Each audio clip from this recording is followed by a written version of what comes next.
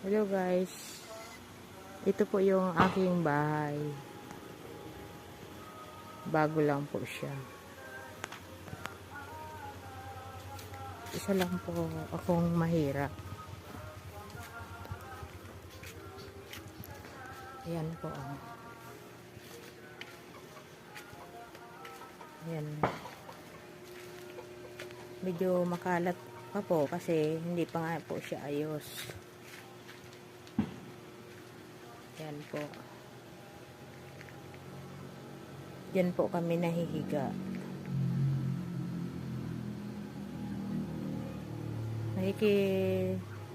Nakikiconnect lang po kami ng kuryente sa kapatid ko doon sa kabila.